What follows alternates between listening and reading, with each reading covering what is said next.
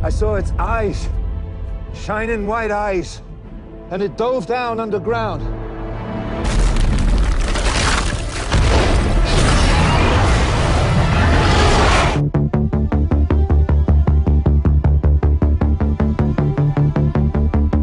He's a kind of knotty environmentalist called Newt Scamander, and very British, a bit awkward, not very good at social etiquette, but brilliant when it comes to dealing with beasts and creatures. He arrives in New York, and the way he kind of, with his case full of creatures that he's saved and is looking after, because magical creatures are illegal in the magical world because they might give away that wizards exist.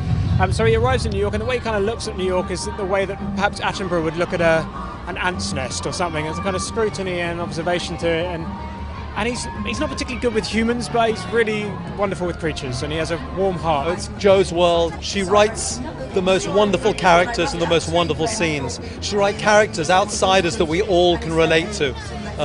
Harry, Ron, Hermione, Newt, Tina, Queenie and Jacob, they're all outsiders. And in a way, I think we all are outsiders. You're an interesting man, Mr. Scamander.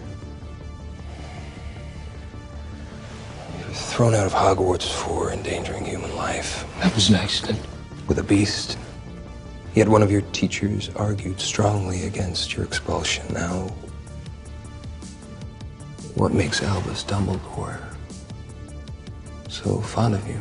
There's a lot that's familiar in that there's the light versus dark. There's the incredible friendships and characters that she creates, and the magical world. But then on the other hand, you have the 20s, you have New York City, and you have these creatures who are just like utterly wonderful.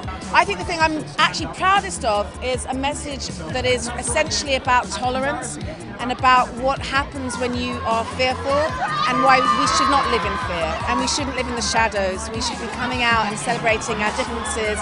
And there's actually a really poignant and important message that's very timely. There's a thriller quality in the midst of it, but there's also just that warmth. And I used to go and watch the Potter films for a kind of J.K. Rowling hug every year or two to dive back into that world. And I hope it has all of those elements, but with a freshness that kind of makes us think new things too. So I want to be a wizard.